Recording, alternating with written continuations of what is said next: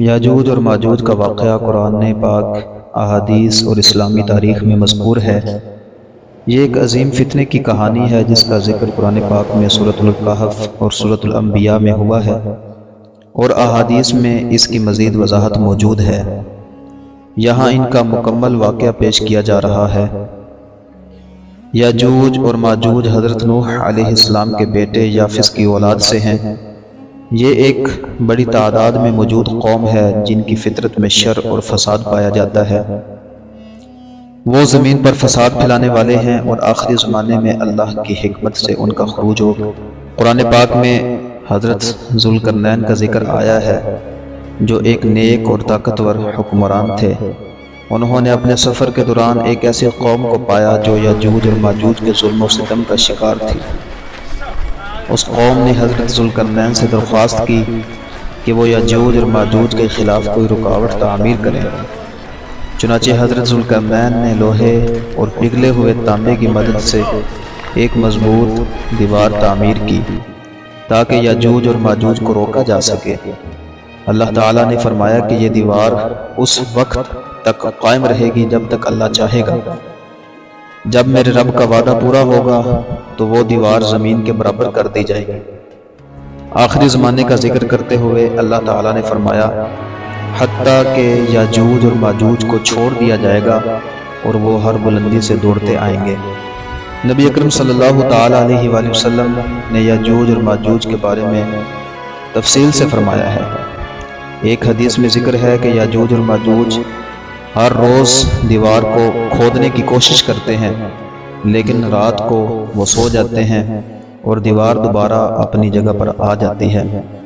قیامت کے قریب ایک دن وہ یہ کہیں گے انشاءاللہ، اور پھر دیوار کو مکمل طور پر توڑ دیں گے۔ جب یاجوج اور ماجوج نکلیں گے تو وہ دنیا میں بے پناہ فساد پھیلائیں گے۔ وہ زمین کے تمام وسائل کو تباہ کر دیں گے، دریا خشک کر دیں گے اور زمین کو برباد کر دیں گے۔ یاجوج اور ماجوج کے خروج کے وقت حضرت عیسیٰ علیہ السلام زمین پر موجود ہوں گے۔ مومن لوگ پہاڑوں میں پناہ لیں گے۔ یاجوج اور ماجوج اتنی زیادہ تعداد میں ہوں گے کہ ان کے فساد کے باعث زمین والوں کے لیے رہنا مشکل ہو جائے گا۔ چنانچہ حضرت عیسیٰ علیہ السلام اور مومن اللہ سے دعا کریں گے اور اللہ تعالیٰ ان پر ایک بیماری کے ذریعے موت طاری کر دے گا۔ پھر زمین کو ان کی لاشوں سے پاک کرنے کے لیے پرندے بھیجے جائیں گے جو ان کے جسموں کو اٹھا کر لے جائیں گے۔ یاجوج اور ماجوج کا خروج قیامت کی بڑی نشانیوں میں سے ایک ہے، اور ان کے بعد قیامت قریب آ جائے گی۔ یاجوج اور ماجوج کی صفات: وہ تعداد میں بہت زیادہ ہیں، ان کی فطرت میں شر، فساد اور تخریب کاری ہے۔ وہ ہر چیز کو تباہ و برباد کرنے کا ارادہ رکھتے ہیں۔ ان کی نسل عام انسانوں سے مختلف اور منفرد ہے۔